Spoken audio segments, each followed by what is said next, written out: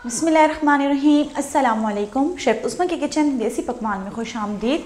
आज मैं आपके साथ बहुत ही मज़ेदार सी रेसिपी शेयर करने लगी हूँ। आज हम बनाएंगे सिंपल से डोनट्स जो कि आप घर में आसानी बना सकते हैं और बिल्कुल ही परफेक्ट जैसे कि आप बेकरी वगैरह से लाते हैं। तो चलिए रेसिपी बनाना स्टार्ट करते हैं। अगर आप किचन के हेल्पफुल और यूनिक गैजेट्स बाय करना चाहते हैं तो हमारी दराज शॉप इजी किचन को विज़िट करें, जिसका लिंक डिस्क्रिप्शन में मौजूद है। डोनट्स बनाने के लिए सबसे पहले हम डो रेडी करेंगे, जिसके लिए लेंगे हम यहाँ पर 1 कप नीम गर्म दूध हमने यहाँ पर नीम गर्म ही लेना है, जिसकी वजह से जो डो हम बनाएंगे वो बहुत ही आसानी के साथ राइस हो जाएगी। दूध लेने के बाद अब हम इसमें डालेंगे 2 टेबलस्पून चीनी हमने यहाँ पर थोड़ी सी पाउडर फॉर्म में ली है ताकि ये इजीली मेल्ट हो जाए। डो को राइस करने के लिए हम लेंगे यहाँ पर ईस्ट। ये ईस्ट का पैकेट आपको किसी भी जनरल स्टोर से इजीली मिल जाएगा। 2 टीस्पून हम इसमें ईस्ट के शामिल करेंगे। ईस्ट को हमने दूध में अच्छी तरीके से मिक्स कर लिया है। अब हम इसमें शामिल करेंगे 1 अदद अंडा शामिल करने के बाद हमने इसको अच्छे तरीके से मिक्स कर लेना है। अंडा मिक्स करने के बाद लास्ट में मैं इसमें शामिल कर रही हूँ 1/4 टीस्पून नमक के साथ इसमें अच्छा सा फ्लेवर आ जाएगा। इसको हमने अच्छी तरह से मिक्स कर लेना है। डो बनाने के लिए मिक्सचर हमने रेडी कर लिया है। अब हम इसके लिए लेंगे मैदा हम यहाँ पर लेंगे 2.5 कप। 1 कप हमने दूध लिया है तो 2.5 कप हम यहाँ पर मैदा लेंगे। आप चाहें तो इसको नॉर्मल आटे के साथ भी बना सकते हैं जो आप घर में यूज़ कर रहे होते हैं, लेकिन हम इसको मैदे के साथ बना रहे हैं। 250 ml का ये कप है। अब हम मैदे में ये मिक्सचर शामिल कर लेंगे जो कि हमने तैयार किया है। थोड़ा थोड़ा करके हम इसको शामिल करते जाएंगे और चम्मच के साथ मिक्स करते जाएंगे। इसको हमने स्टार्ट में हाथ से इसलिए नहीं गूंदना ताकि आपके हाथों के साथ ये चिपके नहीं। जब इसमें मिक्सचर मिक्स हो जाएगा तब हम इसको हाथ से गूंद लेंगे।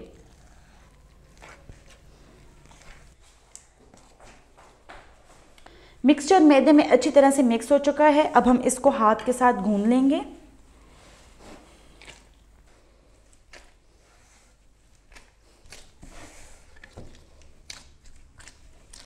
मैदे को हमने अच्छी तरह से गूंद लिया है। आप देख सकते हैं यहाँ पर बिल्कुल भी ड्राई मैदा नहीं रहा। अब हम इसमें डालेंगे 2 टीस्पून के बराबर हम यहाँ पर ऑयल लेंगे। अगर आपके पास मक्खन मौजूद है तो आप मक्खन को भी मेल्ट करके इसमें शामिल कर सकते हैं, उसका टेस्ट बहुत ही अच्छा लगता है। मैं यहाँ आपको बहुत ही आसान तरीके से बता रही हूँ, इसलिए मैं यहाँ पर ऑयल यूज़ कर रही हूँ। इसको हमने अब दोबारा से गूंद लेना है। चूँकि हमने इसको दूध के साथ गूंदा है और इसमें चीनी भी मौजूद है तो ये आपके हाथों पे चिपक रहा है, इसलिए आपने इसको इतना गूंदना है, इतना ज़्यादा आपने इसको सॉफ्ट करना है कि ये आपके हाथों के साथ बिल्कुल भी ना चिपके। जब हम मैदा गूंदते हैं या आटा गूंदते हैं तो उसमें लम्स बन जाते हैं। आप कोशिश करें कि आपने इसको इतना गूंदना है कि इसमें लम्स वगैरह बिल्कुल ही ख़त्म हो जाएँ।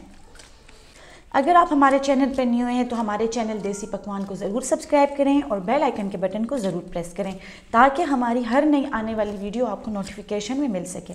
मैदे को हमने 3 से 4 मिनट मुसलसल गूंद लिया है। अब हम इसको एक बाउल में रख देंगे, लेकिन उससे पहले हमने बाउल को अच्छे तरीके से ऑयली कर लेना है, क्योंकि जब ये राइस होगा तो साइज़ में डबल हो जाएगा, तो ये बिल्कुल भी बर्तन के साथ चिपकना नहीं चाहिए। इसलिए हमने बाउल को जो है तो ग्रीस कर लेना है। डो को हमने एक पेड़ की शेप में बना लिया है और इसको बाउल में रख दिया है। अब हम इसको शीट के साथ कवर कर देंगे। अगर आपके पास ढक्कन है तो आप ढक्कन के साथ भी कर सकते हैं, और अगर शीट है तो उसके साथ भी इसको कवर कर सकते हैं।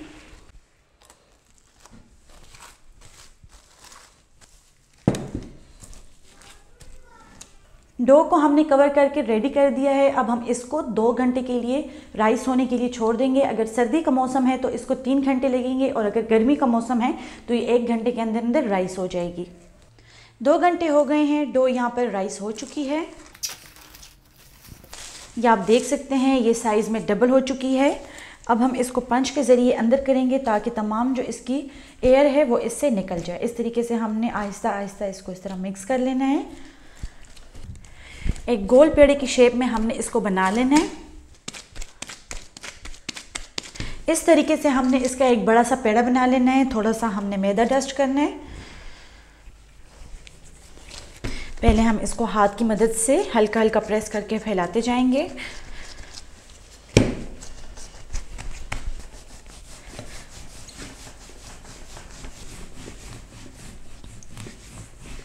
पेड़े को हमने रोटी की तरह बेल लिए, लेकिन हमने इसको बहुत ज़्यादा बारीक नहीं बेलना, इतनी इसकी तय होनी चाहिए। इससे ज़्यादा बारीक बनाएंगे तो डोनट्स जो आप बना रहे होंगे वो अच्छे से फूलेंगे नहीं। अब हम इसको डोनट कटर की मदद से काट लेंगे। अगर आपके पास डोनट कटर नहीं है तो आप घर में मौजूद किसी भी सांचे के साथ इसको काट सकते हैं।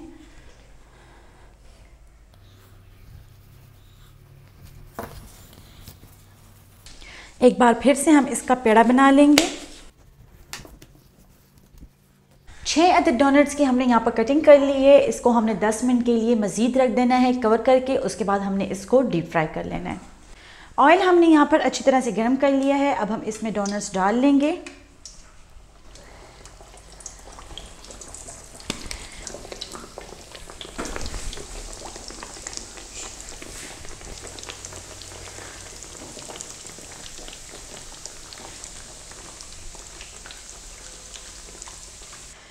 ऑयल को हमने अच्छी तरह से गर्म कर लिया था। अगर आप इसको ठंडे ऑयल में डालेंगे तो ये फूलेंगे नहीं। स्पैचुला की मदद से हम इसके ऊपर ऑयल डालते रहेंगे ताकि ये दूसरी साइड से भी अच्छी तरह से फूल जाएं। आप इसका कलर जितना ज़्यादा डार्क रखना चाहें वो आपकी अपनी चॉइस पर है। आप इसको लाइट कलर में भी बना सकते हैं, आप इसको डार्क में भी बना सकते हैं। हम थोड़ा सा डार्क बनाएंगे क्योंकि जो बेकरी वगैरह से आप लेकर आते हैं वो डार्क कलर में होते हैं। इसका टेस्ट इतना ज़बरदस्त होगा, ये इतना ही सॉफ्ट होगा जैसे कि आप बेकरी का पसंद करते हैं।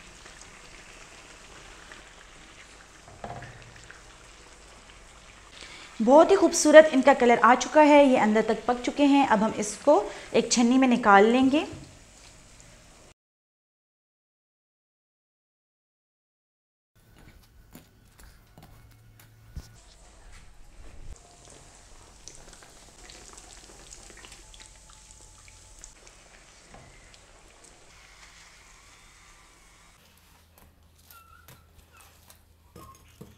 डोनट्स हमने फ्राई कर लिए हैं। अब हम इसकी टॉपिंग करेंगे। टॉपिंग आप अपनी पसंद से कर सकते हैं। आप स्प्रिंकल्स भी यूज़ कर सकते हैं, आप चॉकलेट भी यूज़ कर सकते हैं, कंडेंस मिल्क भी यूज़ कर सकते हैं।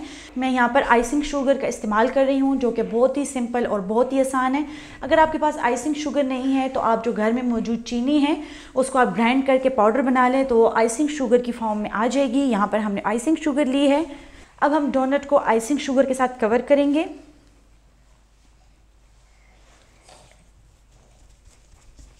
इस तरीके से हमने इसको कवर कर लेना है। इस तरीके से हमने इसको बना लेना है और अब हम इसी तरीके से बाकी के डोनट्स भी बना लेंगे। टॉपिंग हमने कर ली है। मैं अब आपको खोल कर दिखाती हूँ। ये आप देख सकते हैं कितना सॉफ्ट है।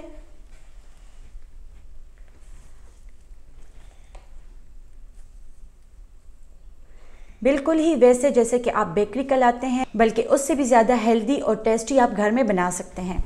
बहुत ही मज़ेदार और हेल्दी डोनट्स तैयार हैं। उम्मीद करते हैं कि आपको हमारी आज की रेसिपी पसंद आई होगी। आप भी इसको घर में ज़रूर ट्राई करें। इंशाल्लाह आपको और आपके बच्चों को ये बहुत ज़्यादा पसंद आएगा। कमेंट बॉक्स में अपनी राय का इजहार ज़रूर कीजिएगा और अपनी मनपसंद डिश की फरमाइश भी ज़रूर कीजिएगा। मज़ीद हेल्दी और मज़ेदार रेसिपीज़ देखने के लिए हमारे यूट्यूब चैनल देसी पकवान को सब्सक्राइब कर लें, फेसबुक पेज को लाइक कर लें और इंस्टाग्राम पर हमें फॉलो करें। तो चलती हूँ, दुआ में याद रखिएगा। इंशाल्लाह फिर मुलाकात होगी आसान, मज़ेदार और हेल्दी रेसिपी के साथ। शुक्रिया। अल्लाह हाफ़िज़।